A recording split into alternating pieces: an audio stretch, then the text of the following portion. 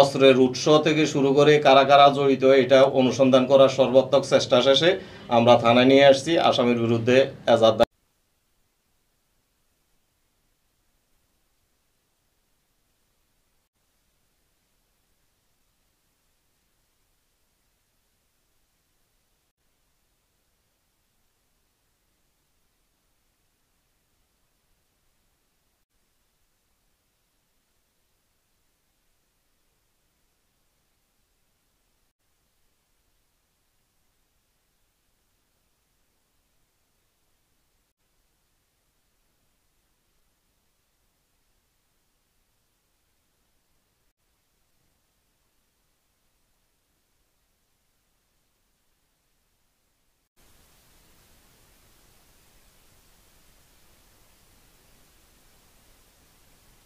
Electronic media ও print মিডিয়ার বাইরা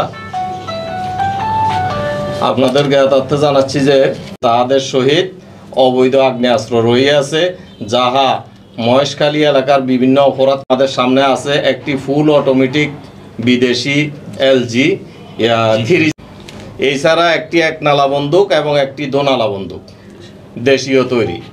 এগুলো আমরা প্রাপ্ত হইয়া অর্থাৎ 30/11/2024 দিবাগত রাত্রে শেষ অংশে আমরা মহেশখালী থানাধীন মহেশখালী ইউপির বড়ডেইল এলাকায় একটি বিশেষ অভিযান পরিচালনা করি, যেখানে আমাদের নিকট সংবাদ ছিল যে ওখানে অবৈধ মাদক ক্রয় বিক্রয় সহ পলাতক ওয়ারেন্টভুক্ত আসামিরা অবস্থান করিতেছে।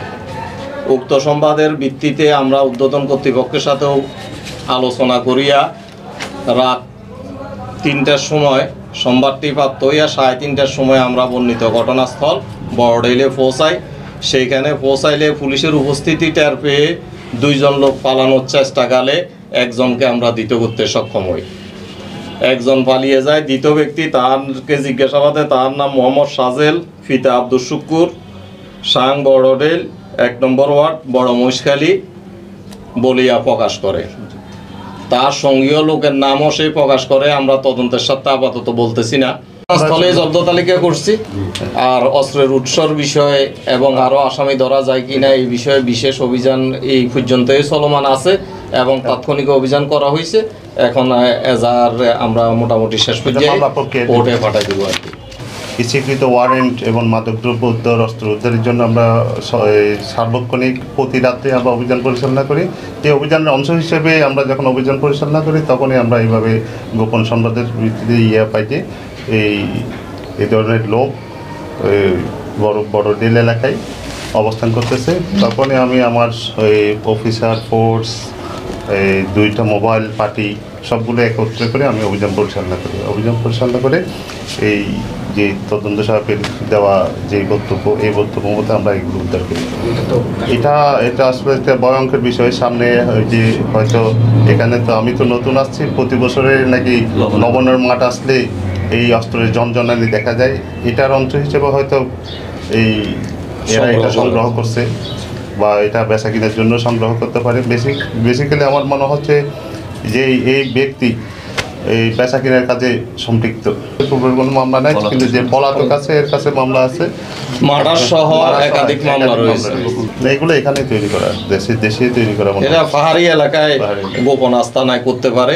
এই বিষয়ে আমাদের অনুসন্ধান চলতেছে, গোপন তথ্য চলতেছে। হয়তো শীঘ্রই আমরা এই বিষয়ে আপনাদেরকে আরো ভালো সুখবর দিতে পারবো।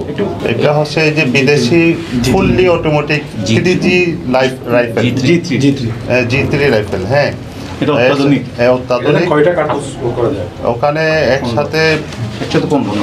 16টা ম্যাগাজিন ক্যাপাসিটি 16টা। হ্যাঁ, 16টা একসাথেই করা যায়। এটা হচ্ছে ফুললি অটোমেটিক এবং এটা একটা বিদেশি এই গুলিগুলো কি এটা অটোমেটিকের গুলি? অটোমেটিক গুলি। এই ম্যাগাজিনেই ছিল। এটার সাথে একটা হচ্ছে এটা দেশি তৈরি LG, এটাতে একটা সেম গুলি একটা লোড করা আছে। আর এটা হচ্ছে যে এটা 1 নলা বন্দুক, আর এটা হচ্ছে 2 নলা বন্দুক দেশীয় তৈরি।